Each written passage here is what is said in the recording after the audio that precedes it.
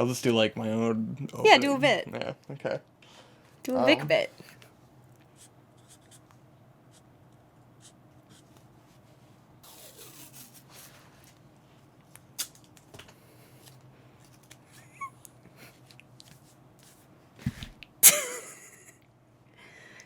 That's the Vic bit. Welcome That's the bit.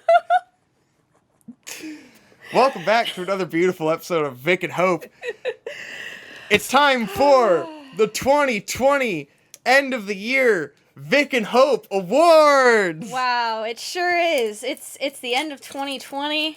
Here we are. We've got some fucking sparkling white grape cider because this is a channel for all ages and we would never consume illicit substances. And this is better than champagne. And this honestly. does taste better Sparkling cider is the shit. than champagne. You know, Victor, after the shitty year that everybody has had, I'm just really glad that we were able to keep ourselves on schedule and get our shit together in time to have this video done and edited before 2020 ended. Hope. Yeah. It's already 2021. That New Year's was like 2 days ago. Fuck! Hard cut. That's for you, sir.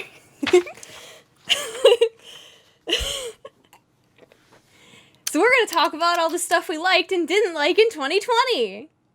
I was doing a thing. I was doing like it was supposed to be like quiet while I did that. And then you went over that bit much with your own like bit. everything in our lives. I've ruined it. This is really good though. It's really good. I'm actually kind of thirsty, so I just kind of want to chug it. You should just shotgun the whole bottle. I always feel like ass after I drink this stuff. But they taste so good. It does taste so goddamn good. Welcome to the year 202. It's got a head rush. Whoa. Maybe there is fucked up something stomach. in here. It's laced with the virus. Amphetamines. Yeah, that's the real virus. Anywho, welcome to the 2020 Vic N Hope Awards, brought to you in 2021, because we wait till the last day. Like, I hate this fucking, like, start of December 2020 list shit. It's like, shit's not even over. It ain't even over. You got stuff coming out on Things Christmas. could still happen. Things, there could be some curveballs, some surprises. There's anime still reaching its final episode, you know? It's true. Fuck you! Wait till the end, like, wait, why jump the gun? Like, first week of January, put out your 2020 wrap-up videos. Like, what's the fucking rush? People like to, be able to say goodbye. Yeah. You know, wrap it all up in the neat little, the bow. There's the bow. It's dumb. It's fucking dumb. Anywho, we are not dumb. That's our excuse. That's my excuse for not gonna get done by the end of the year, because it's better to do it in the new year. That's what I'm saying. Big brain. Anywho, so I've got a big list. We're gonna go through list. these categories for the Vic and Hope Awards. I will give my favorite, and Hope will give her favorite. So you have the Vic Award and the Hope Award. Wow, so prestigious. Streamies, fuck that. It's the Vic and Hope Award. I just burped some Chinese fried rice up into my throat. This is the content you come to this channel for, and we know it. Yeah, so buckle up. You're in for the long haul. We're gonna go through each category, and we're just gonna list everything that we watched that came out this year, and then we'll say our best thing, as opposed to doing nominees, because, like, some of these things, there's not enough things that we watched don't for even there have to be. enough for Yeah, a like, what's the nominee. point? It's not like we watched 50 things in each category, you know? Yeah. Anyway, so the categories are Best Anime, Best Movie, including anime movies, Best TV Show, including cartoons. This is like live action shows and cartoons, like American shows. Best Game. And then maybe Best Music. I only listened to one new album this year. It's a pretty ass list, I guess. What a fantastic awards show we have planned here for you. Is there anything else that exists besides movies, games, and TV? Like books, but we don't books? read. I don't fucking read. So Do people read new books? Like, do people do like a best books of 2020? yes, Like, damn, they do. They're on some shit. They're on some hype shit. Yeah. Hope's got manga. Yeah, I That's have what I have manga. Hope has the best manga category. That's all. Which hers. again is only a couple, because it's not like Yeah. I'm a prolific, voracious manga reader. And I obviously don't And read. Victor can't read. I am of the So- caliber of men who do not read and refuse to read. I see words, I get the fuck out of there. You get the books, yeet! Yeet! Fuck books. 2020. Anywho, fuck books 2020. So, shall we jump into it? Alright, So our first category would be best anime. best anime. So here's all the anime that we watched this year. Prepare yourselves. Alright, they're not in any order of when we watched them. We were just making a list and I just wrote everything down. It's true. And now we're gonna read the list. Let's read that motherfucking list. Alright. So we watched Great Pretender. Yeah, That was fun. That was the last review we put out. that So was the most recent thing. that's pretty Yeah, fresh in our minds. It was pretty good. You know, pretty good. But Solid, I mean, yeah. yeah. Best of the year. Go watch the No, video. You know. Spoilers. True. You're supposed to wait and unveil what your choice was. Well, yeah. There's like 10 more They things don't here. do. Listen, They just know they that don't it's not do the that Great shit at Pretender. the Academy Awards. They don't list all the movies and then go, oh, but it's not that. They one." basically do. The announcers was like, yeah, what? But Yeah, you know, but they that intone movie, it though, in but their voice and their facial Joker expression. though. I'm the Joker, baby. I'm the Joker, baby. They even say the wrong movie sometimes. It's great. True, they do sometimes say the wrong movies. All right, so Great Pretender. You had Azoken. Azoken from the start of last year. Does anyone remember Azoken? I would certainly hope so. It seemed like 2020 was such a long year. It feels it's like eternal, but also No one talked about Azoken after it was over. instantaneous. You know, it was so good, but I feel like no one finished it or something. Like there was just like no yeah. discussion about it at all. At least from what I saw. Now Lala's going nuts with the printer paper back there, but we loved Azoken. I loved Azoken a lot. But then it's such a distant memory now that I'm like, do I love it the most? I don't know. Had Doro Hedoro. Doro Hedoro. Instant fucking classic show. banger. A manga that I never thought I would get to see turned into an anime that was enjoyed by a huge percentage of the anime enjoying population. Yeah. So it's been that's a slow very burn. exciting. It's been catching on, you know? People have been watching on Netflix. It was, Netflix is a great place for it. There was a lot of talk of Doro Hedoro in the zeitgeist that I run in. Yeah. When it was, It's a first nice- came out on Netflix. So The that nice was thing about anime being on Netflix is that people will eventually find it versus like you're currently airing shit where it airs and then it's gone. You know, it's just kind of mysteriously gone. it vanishes into And you have to kind of like the void. seek it out to watch it. Something on Netflix is like, okay, it's always there. If you're watching anime on Netflix, they're going to keep pushing it on you constantly. Like, I don't know what y'all's Netflix feed looks like, but we watch anime on Netflix, so it's just anime everywhere. So, like, Doro Hedoro is always on the front always page. pushed, pretty even easy though to we've find. watched it. Yeah. But yeah, Doro Hedoro is great. I can't wait for season 2. I think I'll feel even better after a second season, because it kind of just ends. Because the Like, manga is yeah. quite long, so there's a Exactly. lot There's to not- adapt here. There wasn't really so much of a climax and sort of an ending, because it's not enough of the show, I think. Speaking of, this is a total aside, but Kyu Hayashida, who wrote the Doro Hedoro manga, her new manga, Die Dark, is being published in English in April here in America. So that's very exciting. That's a good sign for me that her work is going to catch on and become Yeah. more popular here in the States. It's I'm very glad exciting. she wrote a Die Hard manga. Yeah. It's got Bruce Willis in it and everything. All right, next we had It's crawling into Agretzko Season 3. Season 3. Fucking great. Pretty great. You know our thoughts on Agretzko We Season 3? made a video about it. It was Sure the enough. most highly viewed Vic and Hope video ever. Thank you guys who Appreciate subbed ya. for that video. It was- And then I greatly unsubbed appreciate it. promptly when Yeah. you realize that's not what our channel is like. The second we put out anything other than that, yes.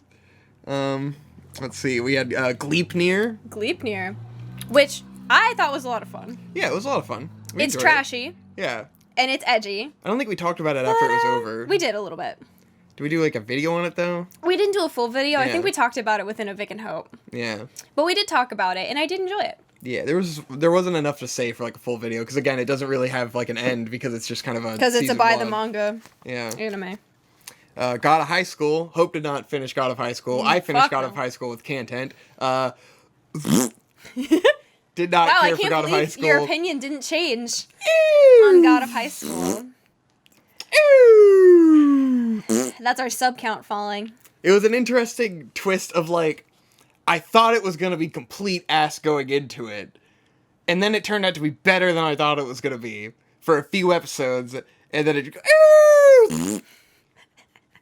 I stopped giving a shit much faster than Nate and Digi did in that, but I wasn't in the episodes. But, like... It's true. I mean, it got pretty boring and pretty dumb. I already didn't give a shit, so... I didn't think the fights were all that interesting or impressive. A lot of the characters were very retarded. Not a great show. Would not recommend. Nice. And then the ending is like, yep, that was fucking dumb. I don't know. Who cares? Yep, that was fucking dumb. I finished Rental Girlfriend with them. Yay! Rental Girlfriend! I mean, that was worth watching. The main girl is pretty cute. Yeah, so I mean, the girls that. are... Yeah, the girl is super cute. But, like, if she was in porn, it would be awesome. If that was a porn... Fucking, it'd be great. It'd be one of the best porns ever. But it's not a porn. It's not a fucking porn. It's a show where you don't get to see any sex. It's dumb. What's the point? It's fucking pointless. There's a cool masturbation scene. That was, like, the best part. Makes you reminiscent of an anime like Scum's Wish or something like that, where you're like, man, at least that really leaned into the point. Yeah. That's pretty pointless. Just some by the numbers bullshit. You had Decadence, which I didn't really finish. I watched most of it, I guess, and then I watched the end of it through editing content. We were excited for it. It didn't turn out so good. Sometimes life has disappointments. Yeah. The Dragon's Dogma anime, that was Dragon's much fun. Dogma. We That was talked a lot about of that fun. on the show. We That had a was- big old episode about it, had yeah. a big old, on that note, Blood of Zeus. Blood of Zeus was a bunch of fun. Remember our Blood of Zeus video? You had Japan Sinks 2020, a fucking instant classic banger. This was, like, when we were talking and, like, digging up this list, and you mentioned Japan Sinks 2020, I was like, I completely forgot that I watched that this year. Yeah. Oh. I'm disappointed in the direction the community took with that, where, like, I thought it was going to be a nice big meme cow, and then it hopped on that, like, because everyone shit on it initially, the other pretentious part of the community had to be double. It's a masterpiece. The It's a pendulum masterpiece. swings the And it's other like, way. guys, it's just not a fucking like, I get it. It's not a fucking masterpiece. It's a train wreck. Stop it. And I think eventually over time, maybe it'll come back around, you know? Maybe it'll Perhaps. come I back don't know. around to being recognized as the meme storm that it is. Personally, I think it's going to be quickly forgotten. Yeah. I mean, it clearly has been. Like, it's already been completely forgotten. I just want my anime done quick Japan Sinks 2020 to be more successful. You missed your window on that, Because I was bud. like, God, but I got that shit out fast. I got it out fast as fuck. I know, you did. And then by the time we made our first review, it was like, yes, everyone hates this. This is great. And everyone was like on our side in the comments. And then all of a sudden, by the time I finished editing Japan Sinks 2020 done quick, the zeitgeist had changed. This is a masterpiece. Yeah. It's just like Sword Art Online. Everybody loved it. The pendulum went over into everybody hating it, and then the hate became too much, and it swung back over into everyone saying it's not actually that bad. When it is, it's fucking awful. Yeah. We watch bits of Alicization sometimes, Oh, and God. it's hilariously bad. Sword Art Online is funny as fuck, though. So Some of it. you Some gotta of give it's it that. really dull, but some of it's fucking But it hilarious. has its fucking funny as fuck moments. When you turn on Adult Swim and Alicization is on and Kirito is in a wheelchair in like a coma and you're like, what? We jumped in on what must have been one of the last It's episodes, gotta be and a- it was yeah. hysterical. It was fucking awesome. Everyone's getting, like, murdered and delimbed and shit, and it's just like, what the fuck is happening? Oh, man. Okay, moving on. You had a Brand New Animal. That was fun. Good time. I agree. And then you had Seven Seeds Season 2. A show nobody watched. Even though that was the inspiration for the Done Quick series, was Seven Seeds, because it was this anime that no one's fucking seen that was pretty funny. It had a lot of good memeable moments. It's pretty good. But I never got around to doing the Done Quick video for it, especially because I realized no one would fucking watch it. So what's the fucking point? That's the problem with those videos, that they take a shitload of effort and no one fucking watches them. And then the Agretzko review gets, like, way more views than any of the other shit. It's like, okay, well, fuck, YouTube doesn't make any fucking sense. It doesn't matter if anything is good or you put a bunch of effort into it. It's just, what do people want to watch right now? The market is saturated, so you gotta rely on Yeah. some luck, you know? And I enjoy our reviews and making those. And that's the level of effort that I enjoy putting in, and it's good, and I like it, and it's fine. Don't need to put 2 weeks of effort into a fucking video that no one's gonna watch. Anyway, that's a whole aside. So that's all the anime. That's all the new anime we watched this year. That's it. That's all. Well, those are all the ones we finished. Yeah. We did sample some other things, but seeing as we didn't finish it, they are not in Yeah. contending for anime of the year. And we're not gonna be one of those fucking guys who's like, oh, good things that I consumed in 2020. That's not all from 2020. It's like, whatever. Yeah. Fuck off. We're just doing things that came out this year. It's strictly 2020, baby. Like, obviously, we watched more anime than this year. We watched some older stuff. We were rewatching Hunter x Hunter and shit. Yes. Like, we're watching plenty of shit, but this is... Alright, so what's your favorite anime? What's the Hope Award? I'm gonna go ahead and give my anime of the year to Eizouken because, first of all, unbelievably beautiful. The animation is almost always at least good, if not fucking amazing. Yeah. It has great characters, great comedy, great story. It's so inspirational to creatives and even those of us who are not necessarily working as creatives, but still can understand the plight. Of course, Masaki Yuasa is a genius. This is his anime of the year, not Japan Sings 2020. Fuck. Eat my fucking ass. Jesus fucking Christ. That's the fucked up thing, is that I saw more people talking about and defending and praising Japan Sings 2020 than fucking Eizouken. Where were the Eizouken as a masterpiece videos? No, Japan Sings 2020 is a fucking masterpiece, but not Eizouken. Yeah. Fuck off. All right. Fuck right off. Don't even fucking comment. I see you typing. Stop typing the fucking comment. I don't want to hear it. Leave the video right now. But I really enjoy these anime, much like what's the other? Yeah, my brain is broken. The other anime about making anime. Come on, help me out. Shirobako. Yes. Yeah. Much like Shirobako, I love these looks into the process and how the anime is made and the passion and the workflow. I just love seeing that kind of technical aspect of it, and this portrays it in a really fun, interesting way that you can understand even if you are not an animator, you can't do anything like that. It's still really awesome, really fun, super fucking great. If you haven't seen it, go watch it. It is my anime of the year. Yeah, and it's more of like it's like a mix up between Shirobako and fucking Otaku no Video. I feel like it's even more like Otaku no Video. Yeah. Because it's about like these passionate, it's like this could be the story of Gainax. That's probably what it's mostly based on. Is Gainax? It's about fucking weirdos. Yeah. It's not about cute girls getting into the anime industry. It's about fucking weird girls getting into the anime industry. Who are incredibly talented and passionate at what they do and are unstoppable in their ambition and just dedicated to their craft. And it has the most important thing that any artist can learn about, which is a good producer who will push you to make shit. That's the most important thing to have in your life, is the person who's not an artist, who has a business mind. That's what you fucking need. All of you artists out there, you need someone who knows how to fucking run a business. And I need them too. If you know how to run a business, maybe slide into the DMs. Huh? Joking, Victor, of course. What's your anime of the year? It's kind it's of the laptop going to sleep.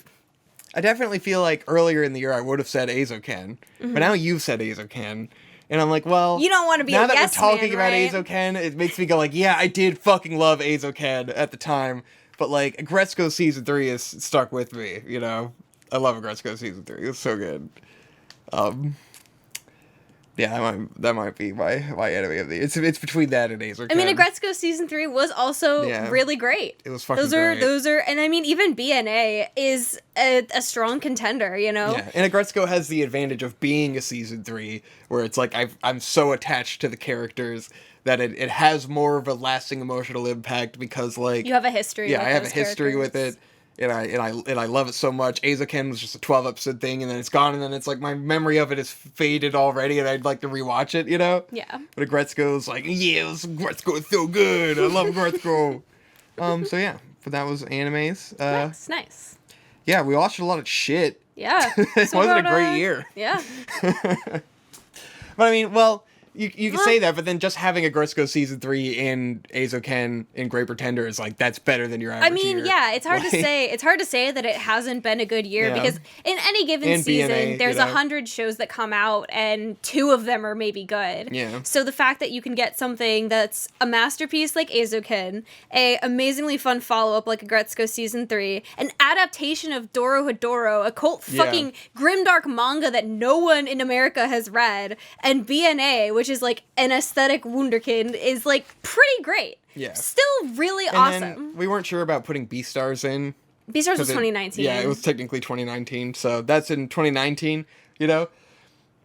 I'm not Because sure we if didn't some wait people for are it to come out of considering that. Netflix Yeah, jail like I don't, gay babies. Yeah, so we're not considering that a 2020 thing, because we're not gay babies.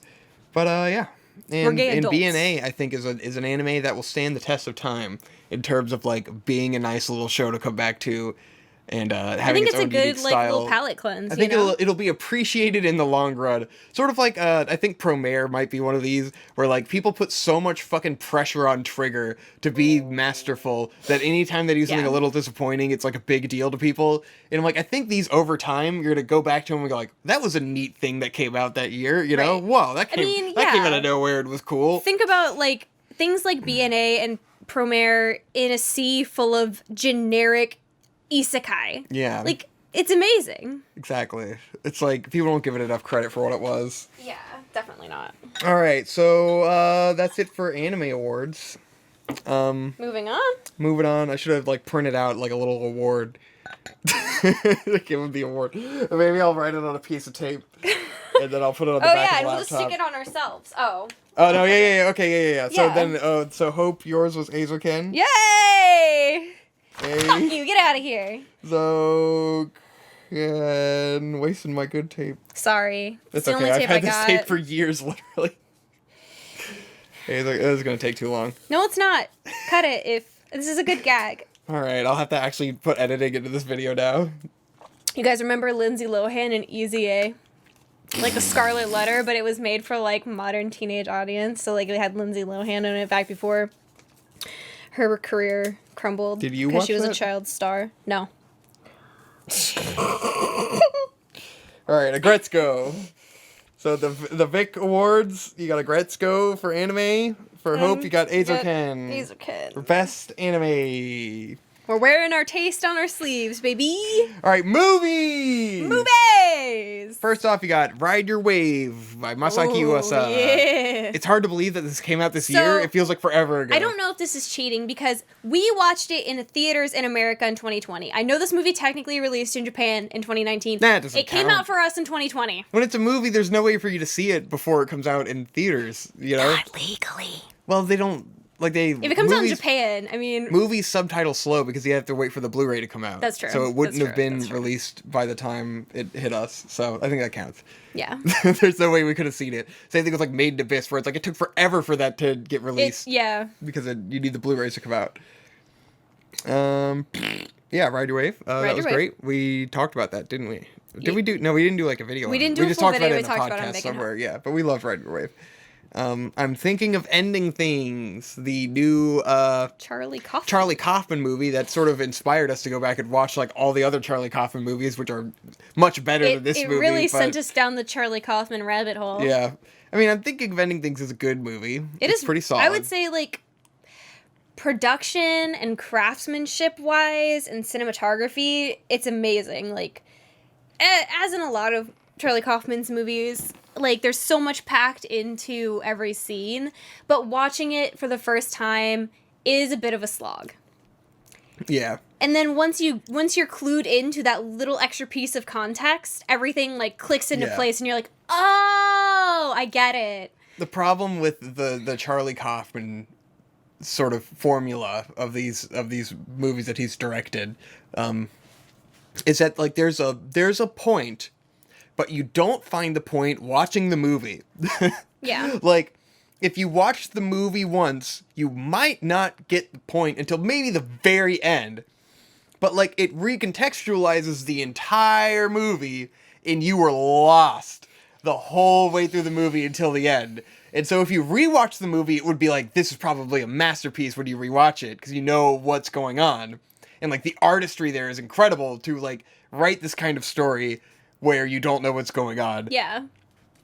And like the symbolism of it all, but like the fact that you can't enjoy it the first time makes it like I can't recommend this to fucking anyone without warning them, you know? It definitely can be a detractor from like a casual movie viewer. Right? I know it sounds like a disdainful thing to say, but it's like if you're a Charlie Kaufman fan, watch this movie. Obviously, it's a great movie if you're into that kind of thing, but cannot recommend for everyone. Color Out of Space. This was I think this was the last movie you and I saw in theaters before you're right, yeah. the virus. Before the ruining, the reckoning. We saw Color Out of Space in theaters. It's a Nick Cage fucking throwback Lovecraft movie. Yeah. Like actual H.P. Lovecraft adaptation, not like an influence thing. A literal Lovecraft movie. And it's a big, fun, goofy ride. And it's like... And it has some really great practical creature effects. I mean, it saves them for the end. And like, but that's how it should be, you know? I know, but I could have used a little bit more, you know? I feel like the payoff for that is so good that I don't care. Yeah. Like, the payoff for what you see are like, fuck. I would say... It's a movie with a good payoff, but like for the first half, I was not as invested as until it got to the point where like Nick Cage is flying off the handle and like all the crazy the ending is awesome, you know. It all goes somewhere very good, but you don't really know where it's going at first, you know. But it was a fun movie. Definitely recommend if you're into stupid Lovecraft movies. If you love Nick Cage, if you love practical horror effects, 80s practical movies like The Thing, anything like that, fucking go watch this right now. It's great. Yeah. And that brings us to His House, which we already did our review of. Which no one watched. Well, eventually people watched. But okay, that's good. As many people as you expect to watch a movie review watched it. Because no one fucking watches movies on our channel. Yeah. Sorry, we're not YMS. You know, some of our viewers like to watch the movie and then watch the video, and fair enough, because like that's probably the best way to do it. Yeah, you definitely want to watch it first. But His House was great. Watch it if you haven't seen it. Weathering with You. Don't give a fuck. Fuck Weathering with You. As far as Makoto Shinkai goes, Your Name is as close as I can get to like really liking one of his films, but they're all the same movie with varying degrees of like stuff. Yeah. I thought it was dumb and boring, little gay. Pretty funny. The main character threatens the police with a gun at the end. That was hilarious. There were definitely moments where I was like actually laughing out loud in the theater. And then it was like it was one of those where I'm like, no one else feels how ludicrous this shit is and how dumb it is? We were in the theater with other people, and they seemed to be taking it very seriously. And we were not. I was not there. Nope. There was some stuff that was interesting to me at the beginning, and then it just went exactly where you thought it was going to go. And then there's like a little twist at the end that was neat, and I loved that. And then but it doesn't redeem the rest of the boring movie. No. It's gonna be. I just don't care about Makoto Shinkai. It's gonna be a no for me, Mr. Shinkai. Sorry. Yeah. I just found myself quite bored. Those who can't criticize, though, right? Yep.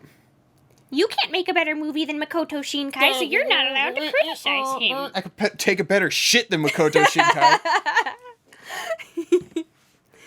So I'm allowed to criticize whoever I want. Stop it. You ever had a 20-inch turd? That's right, bitch. Get on my level. Now I'm gonna everyone's gonna be telling me how terrible I am at shitting or some. Your poops are too small. Anyways, The Possessor Uncut. The Possessor Uncut. You've heard our thoughts on that, and dog shit. Indeed. Hate it. Pretty lame. Bad. Borat 2. Didn't do a video on this because it's fucking Borat. What are you gonna say? I mean, we talked about it like briefly, but yeah, Borat 2. Not as good as Borat 1. But if you're into that fucking lib cuck shit right into your veins, it's a fun time. I mean, like what we did was like we ordered Chinese and sat down and watched it the night it came out, and it was fun. It was funny. Like it's just I enjoy fun Borat. Movie night kind of movie. I'd say it was a lot better than I expected Borat 2 to be. You think Borat 2 and you're like, there's no way it's gonna be fucking good at all. It's been way too long, and it was better than I thought it was gonna be, but it was not enough. it was too much story and not enough fucking with people. Yeah. And so it was like, and it was a little preachy. It was a little preachy, yeah. And a little, whatever. Anyways. Yeah, whatever.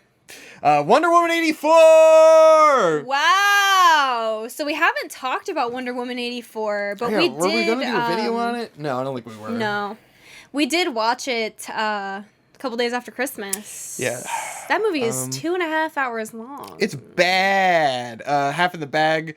Literally just watched the new Half of the Bag on Wonder Woman 84. They pretty much sum it up perfectly. They basically have all the critiques that we have. Yeah. So. I will say there's a remarkable quality that you feel in the sort of the first few scenes that take place in 1984, where the movie's shot on film, the production design is on point, the pacing and the directing style and the editing, it all feels like a 90s, 80s movie. And like that had gotten me excited, just to be severely disappointed. It could have been, like, it's going for this style and feel that almost feels like fucking Liar Liar or, like, Ninja Turtles. And it's like, if this was Liar Liar and Ninja Turtles combined into a movie, it would have been incredible. Yeah, if it would have been an hour and 20 minutes long and felt like an 80s movie the whole way through, it would have been like, whoa, that was so refreshing and cool to see. Right. Or like the Sam Raimi Spider-Man movies, where there's like that little bit of cheese, where you're like, oh, haha, it's not taking itself that seriously. And it had that Sam Raimi cheese, and I enjoyed that, but it didn't do it right. It went in all the wrong directions, and it was bloated and boring and stupid and 2.5 hours long. It's ridiculous. It's like there's so much that you could cut out of this movie. Like the first opening scene where she's a little kid doing the Olympics, and they're like, "Oh, you cheated, you can't win." Cut that. Cut out Kristen Wiig entirely. Cut out like most of the extremely long bullshit scenes with Chris Pine in them. Just cut half the movie, please. What did we just watch the other day with Arnold Schwarzenegger? Total Recall. Total Recall. That's movie like hour and 20 minutes long. So much fucking happens in that movie. Was it 2 hours? It was 2 hours. Damn, it just blew by. But that's because it was a well-paced movie. There you go. Think about it. 2.5 hours for Wonder Woman. 2 hours for Total Recall. So much happens in Total Recall. And they never skip a beat. It just goes. It's incredible. Total Recall slaps. And by the way, Wonder Woman 84, which is supposed to be a movie about feminism and being progressive, Total Recall has more feminism and progressive themes than Wonder Woman 84. Yeah, Total Recall has like movie. Sex worker positivity. It has like badass girls. You're just like, damn, what the fuck? Chicks fucking lighting people up and stuff. You know, a female who's like an actual legitimate threat to the main character. Oh you know, my god. To where he kind of gets saved by the girl. And like a love interest who can actually hold her own in certain situations. Yeah. Holy shit, who would have thought? Yeah, but fucking no one expected Wonder Woman 84 to be good in our audience, so no one cares. That's probably true. So it's not good. Don't waste your time. Yeah. Oh, fucking Sonic the movie? Sonic! Guys, how the fuck was that this year? It feels like it was 2016 or something. Victor. It feels like forever ago. Victor. This year was so long. We saw Sonic on Valentine's Day. Oh my god, we did. That was the smartest. We made so many good decisions this year. So that was probably the last movie we saw in theaters. No. You sure? Color Out of Space was after that? Maybe it wasn't Color Out of Space, but I don't think Sonic was the last thing we saw together. Odd. Anyways, whatever. Fucking Sonic, man. It's Sonic! Okay, guys, I mean, you've heard us talk about Sonic, I think. We didn't do a dedicated video on it, but it's in a podcast somewhere. But anyways, fuck the whole movie. Like, who gives a shit? Sonic the movie, it was better than you thought, whatever. Who cares? Who cares about any of that? I'm not here to talk about that shit. Tails shows up in the ending credit scenes, guys. Who fucking cares about whatever happened in the whole movie? Tails is gonna be in the second movie. Victor? What? It's already been confirmed that Knuckles is also gonna be in the second movie. Knuckles and Tails are gonna be in Sonic 2! Who fucking cares about Sonic 1? That was just to facilitate Sonic 2. It was like the bread, you know? Where it's just like, this is just a vehicle for better ingredients. Sonic 1 is the bread. Sonic 1 is the crust. And Sonic 2 is gonna be the fucking cheese and the toppings it's the and the Ninja sauce. Turtles cheese that when you pull the slice apart, it leaves the string. You know? That was just, we just needed to get our foot in the door. We needed to get our dick wet with a little bit of Sonic. We needed to get in the door, so that people could be mentally prepared for where this is gonna go, which is straight to the fucking moon. Because when you start showing they had echidnas at the beginning, you start throwing Tails and Knuckles in there. Guys, what the fuck? Like, they could have made this Sonic movie in the fucking 90s. It was whatever. Who gives a shit? Sonic 2. That's where it's at. You heard it here. Fuck the movie. Doesn't matter. Sonic 2. We were this level of hype for Sonic 2 back in February when we Sonic 2 is gonna blow Spider-Man 3 out of the fucking water. It's gonna be nuts. It's gonna be fucking off the wall. I really hope. I was losing my shit in the theater for Sonic 2. That's true. I was like, oh, that was alright. And then Tails walks out and I went, oh my god! Oh my god! And then the autistic girl sitting next to us was like, I want Rouge! I want Rouge! And I was like, God. you're getting Rouge! I hope she gets getting Rouge. You're getting Biggs the cat! You're getting Knuckles! You're getting Tails! You're getting Amy! You're getting everyone! Sonic 2 to the moon! Where's Silver? Where's Silver? Do you think Sonichu is gonna end up in the movies? That's Sonic 3. You gotta come on. Yeah. Gotta Sonic 3. say, but That's we could for have the Shadow. The dimensional merge. We could have Shadow. Right. They don't know where to stop. They don't know. They don't know where to stop. I don't know where to stop. No, you can Maria. save Shadow and Rouge for Sonic 3. That might be, more practical if you want to pace it. But Make it a trilogy, definitely. I mean, who the fuck knows anything about pacing? I don't know. Sonic 2, bitch. Okay. My throat hurts from Sonic 2 Sonic rant. movie of the year. Quite possibly, just because of Tails stepping out at the end. They're gonna make me eat those words. Oh man. I hope it gets canceled so that it can just live in my imagination forever as this perfect Sonic 2 movie. It outperformed Detective Pikachu. There's no way they're canceling. Oh my god. It. Oh, I fucking forgot Detective Pikachu existed. It's better that way. Oh my god. What happened? Detective Pikachu was so much more surreal than the Sonic movie. Well, it's because, like a frog in a boiling pot of water, you had already adjusted to the rising temperature when this is because of Detective Pikachu. Yeah. Yeah. Okay. Scoob! Scoob! You loved Scoob. A movie that I love because it's I'm so dumb down. as hell. But it was dumb and hilarious. And so that was it just was perfect for me. I thought it was fucking hilarious. Scooby-Doo is Alexander the Great's dog's reincarnation. That's all you need. That's all you need. God bless whoever wrote that script. We got Horse Girl. Indie movie. A little less exciting than Sonic the Hedgehog or Slightly Scoob. less. But that was a fun movie. Alison Brie. Good She's one. in quite a few thriller horror movies here recently. I like her a lot. I think Horse cool. Girl's pretty interesting. It's a good kind of mystery kind of movie. Yeah. If you're into time travel, aliens, all sorts of weird fuckery, mind games, it's pretty fun. I was hoping you'd keep talking so I could drink. Sorry. And then you edit it. Gretel and Hansel. I can't believe that was this year. God, what a long year. Gretel and Hansel. A really long, really cool aesthetic music video that they tried to make into a movie with a plot. Yeah, Gretel and Hansel has some incredible cinematography. Super aesthetic, super cool. Looks like a fucking spooky Instagram page or something. Super fucking dope. Just looks awesome. Like, no other movie looks like that.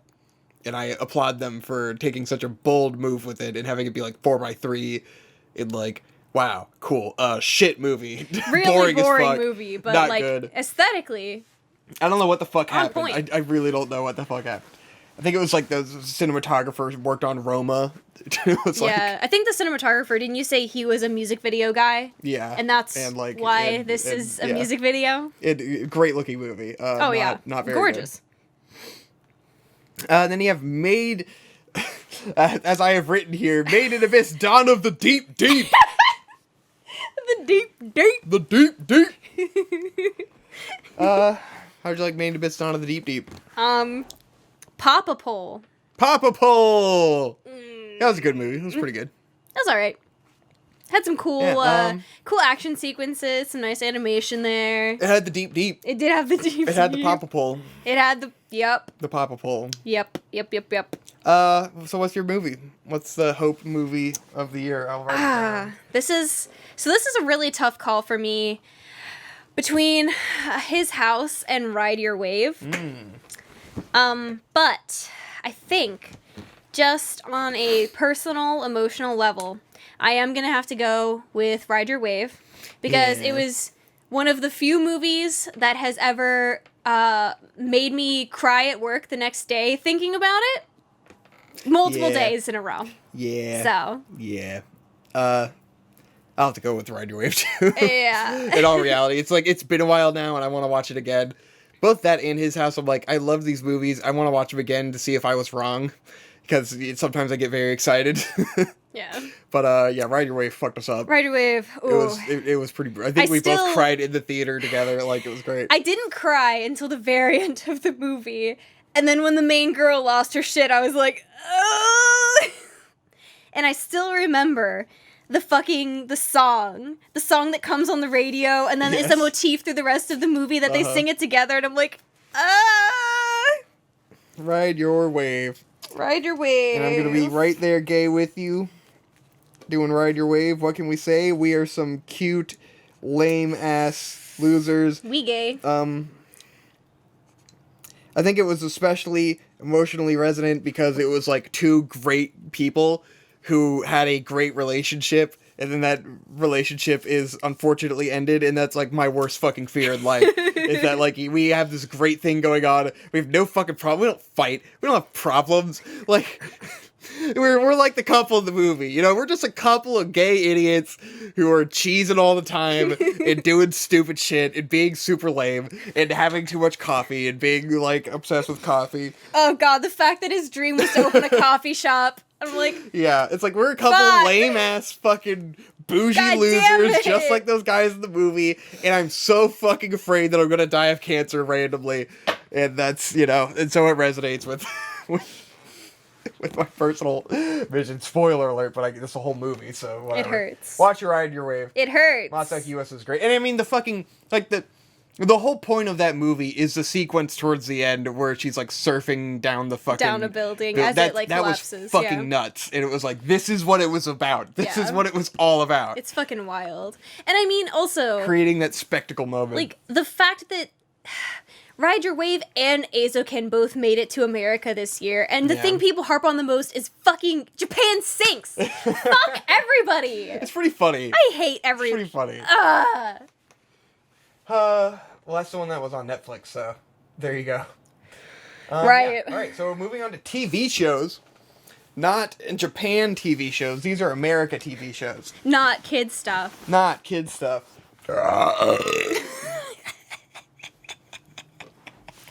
I'm sorry that I laugh like Muttley from Wacky Racers. I mean, I do too. I do that. Stop. It's first off, Harley Quinn season 2. I think that came out this year, technically, because I think it was season 1 was on DC, but season 2 actually came out on HBO Max.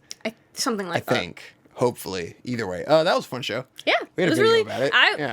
If anyone is surprised that they liked this, it's me, because I don't like Harley Quinn. I despise everything that Harley Quinn stands for in pop culture. Yeah. So for this show to come out and make me like Harley Quinn and her crew, and for it to be really fucking funny, hey, awesome surprise. Yeah, pleasant surprise. Great show. Go watch it if you go get your HBO Max. HBO Max, if you want to sponsor this, come on down. We shill your shit all the time. We pay a monthly subscription fee. So go ahead, sling us a deal, fam. Do it. We are like the only fucking people who consistently praise HBO Max all the time. Come on, man. Yeah, give us that fucking deal. I've been an HBO boy my whole life. When I was in college, I tried to apply for an internship at HBO, but they didn't have anything. Because at that time, I thought that HBO was like a production studio, you know? Because I didn't know fucking anything about the industry. Well, I thought HBO, like, shot these shows. Like, no. They just buy things with their money. You know, hey, whatever it takes. Then you had The Boys Season 2. The Boys! I thought The Boys Season 2 was pretty great. I was surprised to see that, like, the general consensus was that it was not as good as the first season, and people didn't seem to like it. Yeah, that's kind of surprising, because I thought it was probably maybe better. Yeah. Because the characters are already established, so you can do Exactly. so much more with them now. It was a lot of fun, you know, Yeah. and I enjoyed the whole thing. The, like... I think people, Yeah. it seemed like a lot of the criticism was getting really bogged down in, like, dumb fucking logic shit, and it's like, this is an American fucking TV show, like, what do you expect? This is not like, a show. They never make any fucking sense. Like, the bar is low here. Yeah. Like, come on, guys. This is definitely, like, some turn your brain off kind Yeah. of shit. Just have fun. It's a fucking American TV show. They don't make any fucking sense ever. Lovecraft Country. Lovecraft Country. So this is, hey, another HBO Max show. Yeah, and a fucking one-off, one-season deal, I believe. So far. I mean, I think. you don't know. I thought it was, like... Or maybe it did have an open end. Yeah, it had a pretty open end. Like, Anyways, things could still come of that. But, fucking dope. pretty fun. Really pleasant surprise. Yeah. A lot of fun. Interesting. It's just a really different feeling show, and it feels like sort of like a Black American history Supernatural. Yeah. Like, it really feels like Supernatural. That's exactly what it feels but like with the but highest better. possible TV production values. Yeah, and I mean some of the episodes of Lovecraft Country really tackle subjects I've never seen taken on anywhere else. Like and like those subjects as seen in a sci-fi show. Yeah. is really rare. like the you know? fucking self-actualization episode that Yeah. the one character gets. Yeah, that episode's fucking That was awesome. fucking wild. Like Yeah. there's some wild shit in this show. You get to see a girl fucking a dude, and she's in another girl's body, and then while she's fucking him, she explodes out of that into her regular body, and it's fucking sick, and it looks some really good, cool and you're like, how did fucking they fucking do that? concepts Like, here. super cool. Great scene. Pretty super excellent. awesome show. Check it out. Go watch it. Yeah. How To with John Wilson. We just checked this out towards the end of the year after, who recommended it? YMS. Yeah. Pretty good show. So how do you sell How To with John Wilson? And it's a tricky one because it's incredibly unique. And it's like, so the Nathan Fielder of Nathan For You, like, produced this show. And I'm guessing this guy might have been like a small-time comedian or nobody, and he probably went to someone with this concept, and then like Nathan Fielder saw the concept and went, I will give you money to do whatever the fuck you want. Yeah. Like, he probably shot a pilot, like the first episode of this was probably a pilot that he had already made, and this was probably something that he was gonna do anyways, you know? And then he pitched it, and they were like, yes. Like, I don't know how you're gonna do this, but just do it. Because he does everything by himself. Yes. And it's like, it's such an incredibly unique show. It's just so interesting because it's just one dude. He lives in New York and I have to imagine he just goes out every day and just films everything that he sees. Yeah. Everything that he walks past, every interaction he has, he films it because he has footage of fucking everything. Yeah. It's seems insane. like his process is like he just walks around and films stuff until he gets kind of inspired. And then he follows a thread of inspiration and just sees where it goes. The best way to demonstrate is with the second episode about the scaffolding. Yeah. Because episode 2 is about the scaffolding in New York City. And he's walking around and he's talking about the scaffolding and the history of the scaffolding. And just showing all the scaffolding in New York. Because it's just like, it's always been there and no one knows why. So he talks about that, and then he just ends up, like, going down these rabbit holes of, like, talking to this guy, talking to that guy, and then it always goes in these crazy directions. Yeah, Because you he'll never just- know where it's going to end up. Yeah, he'll just go talk to someone and then just follow that thread. Like, he goes to the scaffolding convention and shit. Yes. And it's like, it's like, it's all gas, no brakes. Meets Nathan For You. Nathan For You, yeah. It's very similar. It's probably most similar to All Gas, No Brakes in a way, but more like Because sincere. it involves a lot of, like, organic interactions Yeah. with characters. Kind of just going somewhere. Yeah. Except he's not, like, making fun of anyone. No. Really, in any it's way. completely, like, wholesome. There's no Yeah. mean-spiritedness in what he does. The episode, that he, like, the last episode where he talks about his landlady. Yeah. I thought that was really That was- fucking sweet. yeah, that was adorable. I was like, this is the most wholesome thing I've ever fucking seen. And then the show ends with, like, the coronavirus happens. So it's like, Yeah. yeah, I guess you probably couldn't have made any more episodes after that, because there's only 6 episodes. Yeah, it's Definitely, only 6 I would say episodes. fucking a must-watch, It's, honestly. it's Like, totally flying under the radar Yeah. because it's, like you said, it's tough to sell based on, like, a thumbnail. Yeah.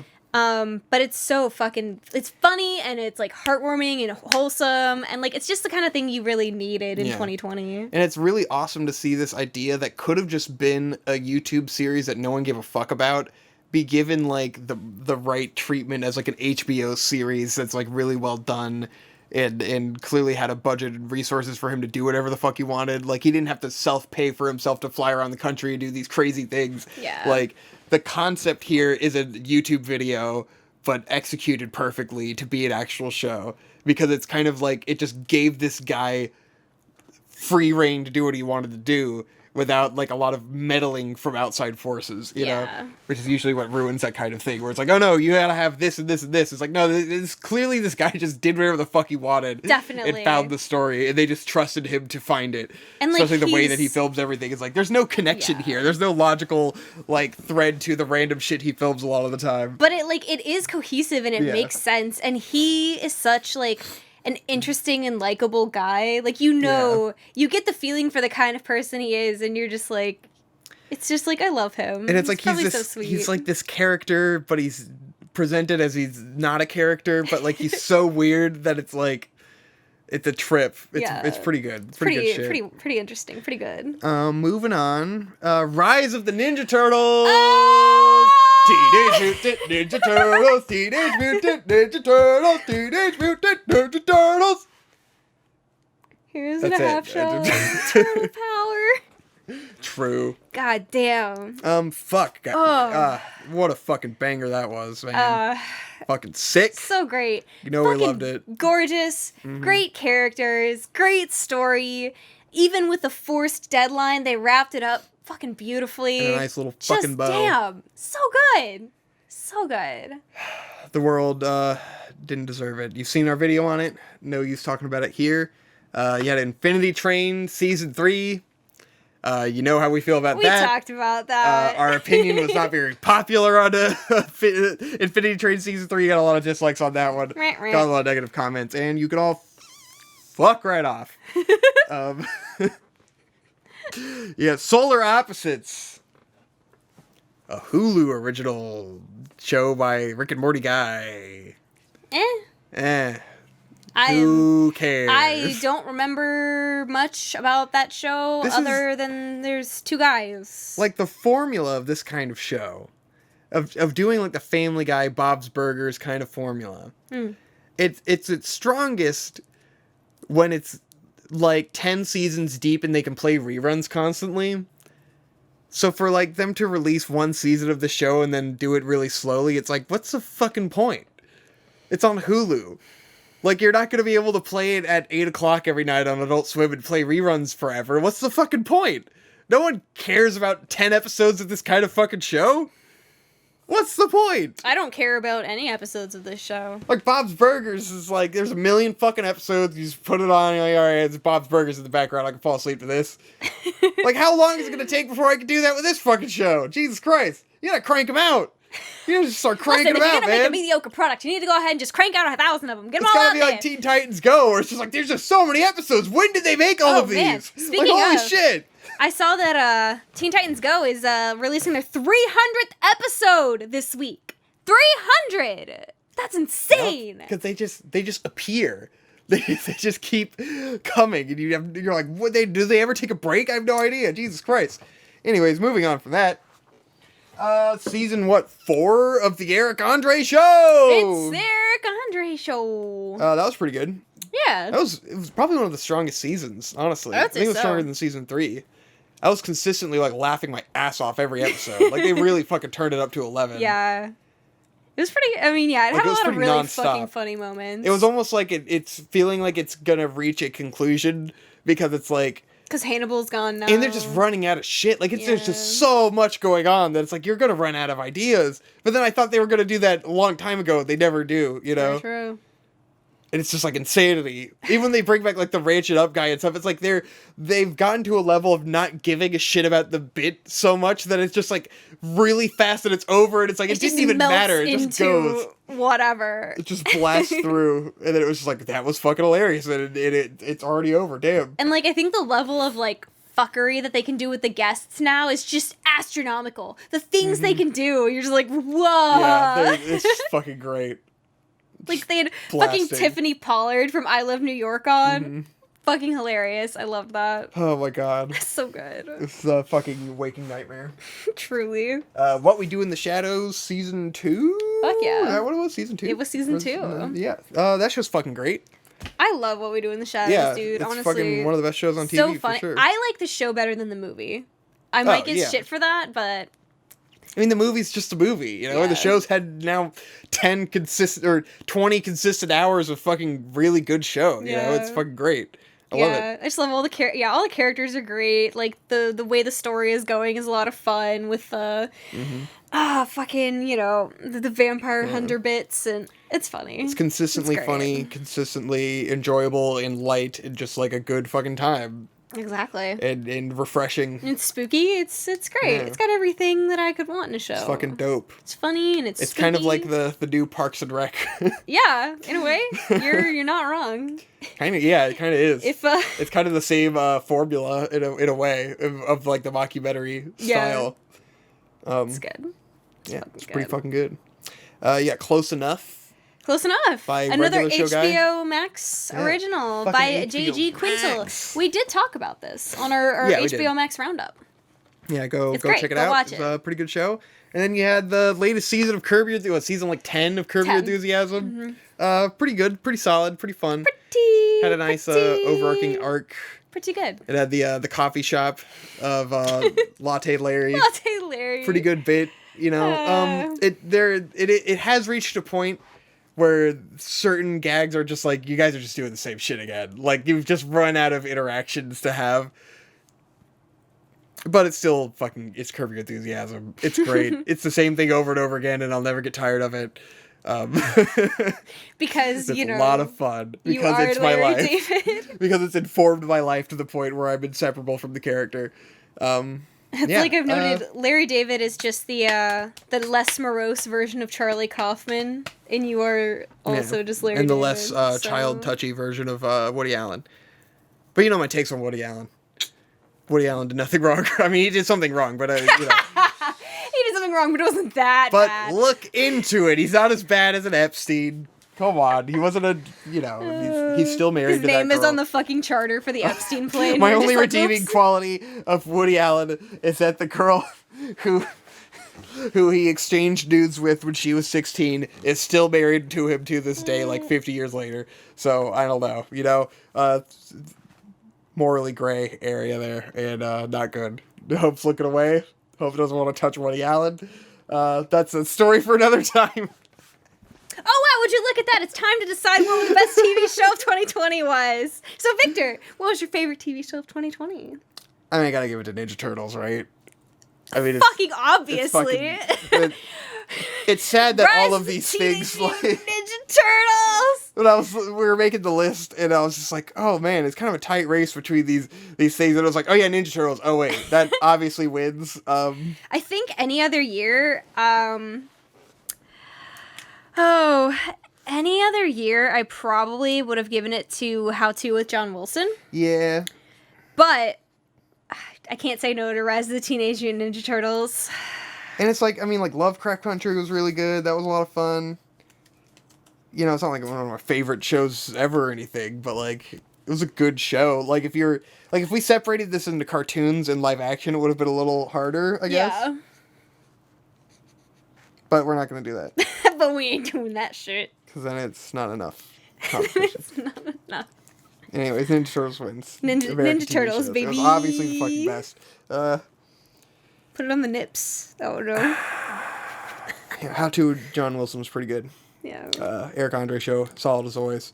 That's kind of cheating because it's season 4, you know, so obviously it's, you know, but hey, I mean, props for continuing to be good. Yeah.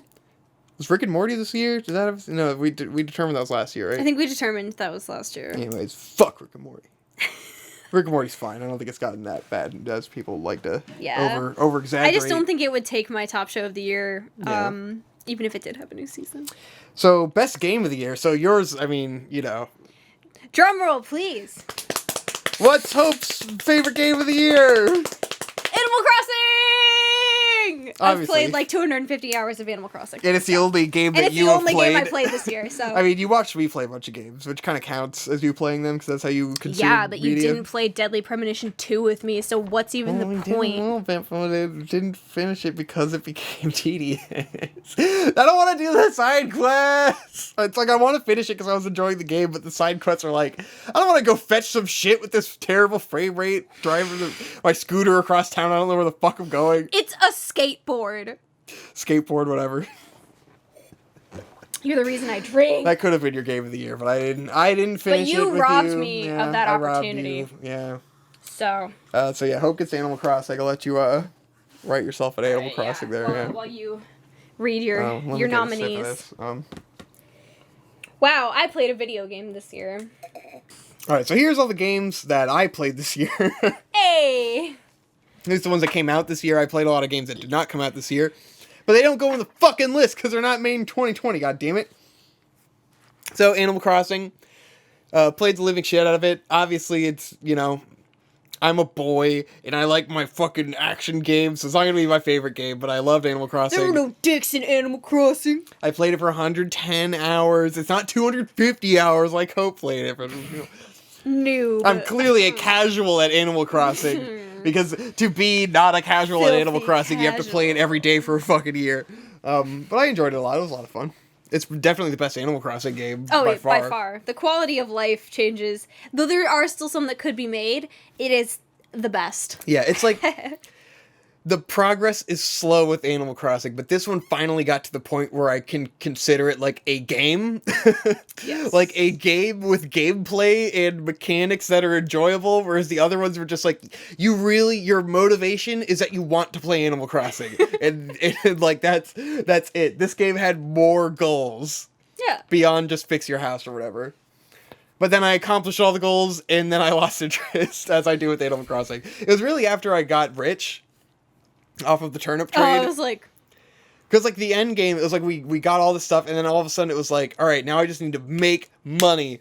And then, like, I had my big millions and millions of dollars from turnips turn out, and I was like, I'm done. I'm exhausted. I can't do it anymore.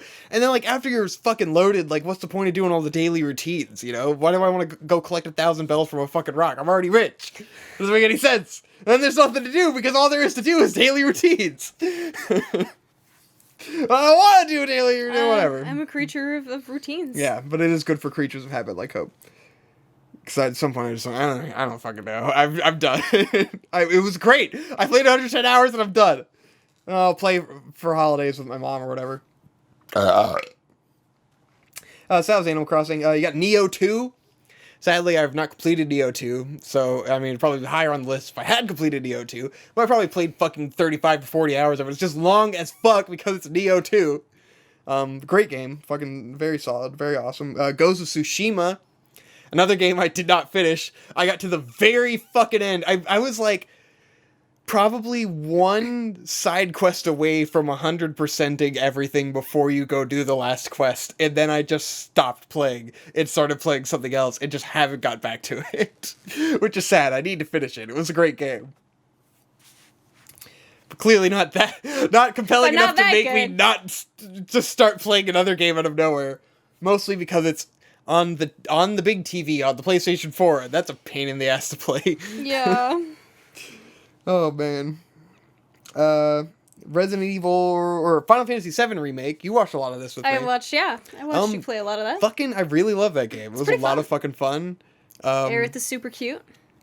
Yeah, oh It's my god, it had super the cute. babes. It's great. It had the story, it had the combat. If Jesse wasn't there, it would be a perfect game. Yeah, that shit was really lame, but like it was always fun. Like Yeah. even during that stuff, it's like that stuff was lame, but it was fucking fun. I really enjoyed that game. I thought it was a fucking wild ride and a fun time, and I enjoyed the mechanics. It would have been great if it was just like its own game and not Final Fantasy VII Remake. Like I don't know why they just can't make like a new game that's like that No, and good. sorry. But no, it No had to new be games. it had to be Final Fantasy No VII new Remake. IPs. Unfortunately, it had to be a remake so that everyone could shit on it and not appreciate the good qualities that I appreciate because I don't give a fuck about Final Fantasy VII. And so I had a good old time playing that game. Whoo! Resident Evil 3 remake. That was a lot of fun. A bit disappointing, you know, after... Kinda short. Yeah. Especially after... It's a fun, great game, overshadowed by the fact that Final Fantasy II Remake was so much better, and that supposedly it leaves a shitload of stuff out of Final Fantasy 3, or not Resident Evil 3.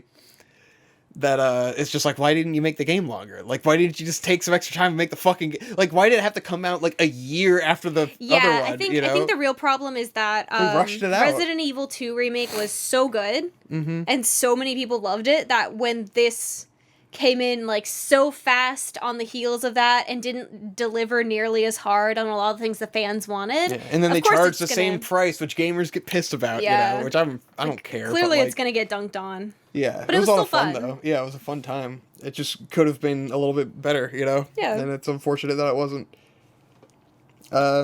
Doom Eternal, didn't finish it.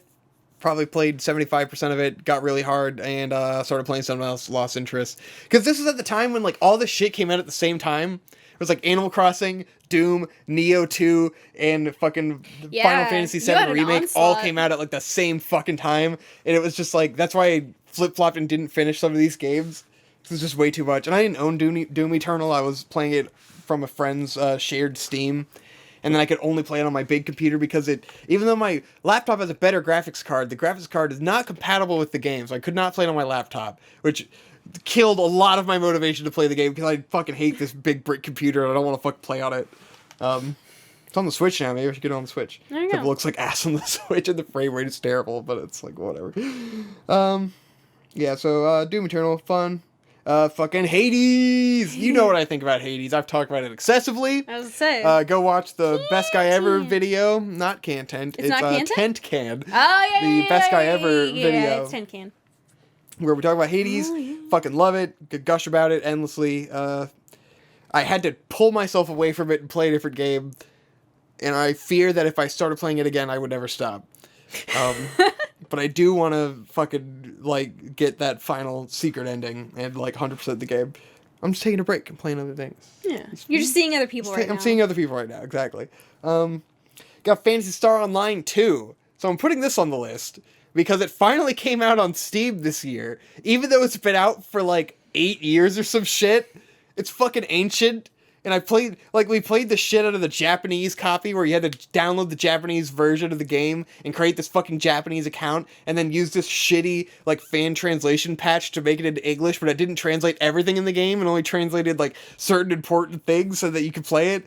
And, like, we had a great time playing the shit out of it back in the day on that. But now it's finally came out in the US! Wow. So I got to actually play it! And it was, they broke it with, like, endless amounts of XP buffs so you can level up really fast, and it was a lot of fun, and I played it for fucking probably a good 60 to 80 hours or something this year. Oh, I didn't even realize you played it that much. Yeah, it was one of those because, like, this year I've been stuck inside so much with little work that Hope goes to work, and I just fucking play, like... I guess you would just play Phantasy Star while I was at work. Because this year I've had more opportunities to, like, routinely play games, which is why I've gotten through so many games this year. Because usually it would be like, you know, a couple days a week I'll play a game, and most of the other days I'm doing other stuff. This year it's been, like, regimented, like, I wake up early as fuck with you, and then I play a game for 5 hours every morning, and then I still do a bunch of other stuff, but I have so much more time to play games in the morning that I get through all this stuff really quickly because I'm playing it every single day. So, especially, like, with Hades and stuff, where, like, I just played it every day, so of course I got this many hours, because I actually played it every day. I'm not used to... I didn't used to always do that. It'd be like, I get a game, I play it for 3 days nonstop, and then I don't play a game for a little while, you know? So it used to be. Now I'm addicted. Thank you, coronavirus, for ruining my life and making me obsessed with video games and ignoring my wife for video games. I just want to play video games. Genshin Impact. Played a good 40 to 50 hours of this shit. Wasted my fucking time. Yeah. A lot of people love Genshin Impact, I guess. Shade seemed really into it, my brother. I was excited at first. We did a little video on it where I shared some thoughts.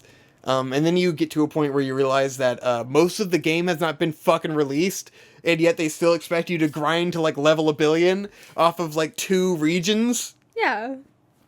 So I explored the 2 regions and went, oh, that's it? It took me 40 hours to get through this, and there's just nothing here, and I feel like I accomplished fuck nothing, and now I gotta fucking grind to get more character rolls? Fuck this shit. Yeah, so it became quite lame. Had the potential. Tony Hawk Pro Skater 1 and 2 Remake, boy. Jesus. Had a fucking blast playing this for a couple weeks. Yeah. Great time. You were indeed running in the Tony Hawk. I was running in the Tony Hawk. Very hard. Fucking great, dude. Fucking play Tony Hawk 1 and 2 Remake. I loved it. It's got a lot of quality of life changes from the original games. These games I was not competent enough to complete when I was a kid, and now I 100%ed this fucking game. I played the living shit out of it. So I was like, I'm gonna fucking get my fill of Tony Hawk. And I became a Tony Hawk god. Heck. It was a fun time. Nice. It was a nice little coronavirus time killer there. Yeah. Did you do an ollie?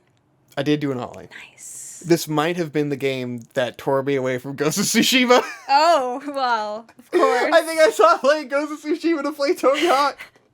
Oh, God. Listen, I literally stopped playing it to play Tony Hawk. I have a date with Tony. I have to go. I gotta go see Tony. I gotta run in the Tony Hawk. Then The Last of Us Part 2. Game of the Year. I'm changing my vote. Didn't that win the Game Awards Game of the Year or yeah, some shit? But fuck off. In a year dumb. where Tony Hawk 1 and 2 Remake came out, they gave the Game of the Year to fucking Last of Us 2? Are you Get saying the fuck they outta should have here. given it to Tony Hawk Remake? I would gladly, if the only 2 games that came out this year were Tony Hawk and The Last of Us 2, Tony Hawk would blow it out of the fucking water. Tony Hawk was a masterpiece. Fuck Tony you. Hawk didn't have lesbians smoking weed. I got so much more fun out of Tony Hawk than The Last of Us 2. What is this world? What is this world we live in? Where everyone loves Last of Us 2 and slept on Tony Hawk Remake. Get the fuck out of my face, you dumb bitches. They're just not on your level. They're not running in the Tony Hawk. Yeah, so you already announced your Game of the Year. Last of Us 2. And so mine is obvious. It's Hades. Oh, Tony Hawk. I fucking loved Hades. Hades was great. And yeah, Tony Hawk is a runner-up, you know. If Hades hadn't come out, you know, maybe Tony Hawk would have won. But sorry, Tony. Not this year, maybe Tony. next year. I mean, legitimately, it's pretty up there with the rest of the games. And I think I'm like, yeah, that was fucking great. I love Tony Hawk. I love Tony Hawk. Victor 2020. I feel like Hades is like the actual gamer with a soul, people who actually played video games choice for Game of the Year in general, and then like all of the douchebags liked The Last of Us 2. Like The Last of Us 2 is like the gaming critic thing to pick, yeah. and then like this is what people who actually played video games all year pick. If you're a real gamer, then you like Hades more than Last of Us 2. Like everyone who fucking played Hades gave it Game of the Year, you know? That's true. That does seem to be the general When fucking consensus. Voice Critical is out here giving Hades Game of the Year. That motherfucker played everything, and he's total fucking bro. And he gave Hades Game of the Year. Like, come on, guys. He does have Jesus some Christ. pretty normcore taste. Yeah, you gotta be a complete fucking chode to pick Last of Us 2. When all of this shit came, like, even if you didn't play Hades, you got Doom Eternal, Neo 2, Ghost of Tsushima, just all these, Tony Hawk. So much better than fucking Last of Us 2. Get the fuck out of here. Hey, that's pretty much it. You got music. The only new album I listened to this year was King Gizzard and the Lizard Wizard, and I probably would give that my album of the year, regardless of whatever else I listened to, because I love King Gizzard, obviously, and it's a great album. Yeah. All right, Victor. Well, before we sign off and we truly leave 2020 in the past, has there been anything in a year full of negativity? Has there been anything good that 2020 brought to you? Any good changes, even in the midst of a pandemic? You've set this up in such like a weird, scripty meme way that I don't know how to respond. Is this a joke, or are we sincerely talking about what happened good? You phrase this in a way where I'm like, are you setting up for a bit? I'm not. I'm just trying to leave on a positive, a reflective note for the year. Okay. That's all. Did you get any pandemic hobbies? Any new quirks because of the pandemic? I mean, again, it sounds like you're setting up for a joke, but there were a lot of great things that happened this year. We got married. Wait, we did? Like you're going on about pandemic hobbies. We got married. That's a hobby? We bought a house. We got married and we bought a fucking house. That was pretty good. It's a pretty fucking solid year. It's pretty solid, I guess. Yeah. How about you? No, yeah, it's been really good. I mean, it's really funny because I feel like all of the years where society as a whole says that the year was really shitty, like, I personally had a pretty good year. Like, 2016. Yeah. When 2016 ended, everyone was like, 2016, worst year of all time. Everyone really 2016. They really blew their load on that. Like everyone who said that probably feels like such a fucking idiot now. Yeah, they didn't realize how bad it was about to be. But and even this year, it's like, guys, there's no fucking guarantee that 2021 isn't gonna suck more ass than 2020. Shut the fuck up. But, it wasn't even that bad. Even I mean, it was, but it wasn't. Yeah. At the same, it's like, fuck off though. You know, like, all right, guys. Even 2016 was at that time like one of the best years of my life. Like, I was the happiest I had ever been. Exactly. I was finally out of my parents' house, like, figuring things out on my own. Like, you and I were together and everything was really great. And this year has kind of been the same kind of progression, you know? We got married. Yeah. We bought a house. This is my first full year in my new career, and I'm the most, like, you know, knock on whatever, but the most financially secure I've ever been. Yeah. So I've been very lucky to not have to, like, worry about any of that right now, just given my job. We were both in lucky positions, and we took advantage of the situation in good ways. Like, I mean, your job is essential, so you were good. So, like, your year has not been that different than it would have been otherwise, you know? Yeah, not really. It's only affected us when it came to, like, really nothing, because your fucking family keeps getting together. So, like, nothing is real. We didn't do anything different besides we weren't able to travel anywhere. But, like, that's not that big of a deal, you know? Well, you know, of course, it's the things that everyone is kind of upset about, you know, like, no concerts, can't travel. And it's like, it affected me in a big way at first, but then it's like, I got the unemployment for a while. That kept me alive through the summer, and it was fine. It gave me time to double down on the YouTube shit. Yeah. Made the most of it. Got to play a lot of video games. We got married. We bought a house. We had time to do all this stuff because of the pandemic going on. So we took advantage of the time. Yeah. You know, I built us a fucking bed and a desk and all this stuff. Like, I got to do handyman shit. I did a lot of stuff that I would have never gotten to do otherwise if I hadn't, like, made the time for it, you know? Or been forced to have the time and anxiety to have to do these things. The time. Yeah. And then, you know, the fall turned out fine for me work-wise. It's probably, like, as good as it would have been. I mean, probably not as good as it would have been because there's less going on in general. Well, the weddings were mixed, so that's part of it. But well, I had some weddings in the fall, you know. I had some consistent stuff. But, yeah, overall, it was like, it's not that different than it would have. Like, the year had already started off sucking for me work-wise. So it didn't get that much worse than it had already felt, you know? Yeah. But there's definitely the pressure in the spring. The pressure lifted. There's still been a lot of pressure. But at the end of the day, it's like, I'm not out of money, you know? And it could have been worse, I guess. Yeah. They could have never given us unemployment. Even though it did run out in, like, fucking August for me because I'm not qualified for continuing whatever. But who cares? Anyways. Yeah. But yeah, I wouldn't want to make a big deal out of this year being so horrible when it literally wasn't for me, you know? Yeah. It's just like I didn't personally die. No one I know personally died. I didn't personally die. Well, that's true. I don't want to say that this was the worst year of my life for someone else this was their worst year, you know? I'm sure there were a lot of people this was their worst year. Oh, yeah. But I'm not going to be like, this is the worst year ever because someone out there who I don't know had a terrible year. Like, I had a friend who had a terrible year, regardless of coronavirus. Yeah, that had nothing to do with he got the medically pandemic. fucked up, and it wasn't from coronavirus. So that fucking sucked for him. That was shitty. He had a terrible fucking year after the pandemic, and then that happening. Like, that's awful. But like, I had a solid year. You know, I could have made more money. That would have been nice. That would have made things better. But had a lot of fun. Yeah. It was nice because, you know, theaters weren't open, but that means we dug into a lot of older movies. Got to watch some stuff that we probably wouldn't have had any reason to otherwise. And we're homebodies anyways. So, yeah. like, we probably missed out on 2 or 3 concerts, 2 or 3 movie experiences. Yeah. Maybe we would have traveled somewhere. We couldn't have afforded Japan, you know. Yeah. But well, that's gonna take time. But but I mean, hey, at the beginning of the year, we still saw Mega 64 live, and we still saw Poppy. Damn, I forgot all about Mega 64 live. That was cool. Before the shutdown, we still made the best of it. Yeah. And we've been living. And you guys been here with us. Yeah, it gave us the throughout opportunity to... the pandemic. Vic finally decided that he was okay with opening a Patreon. Yeah, thank God. That helped out in That was, August when yeah. the unemployment ended.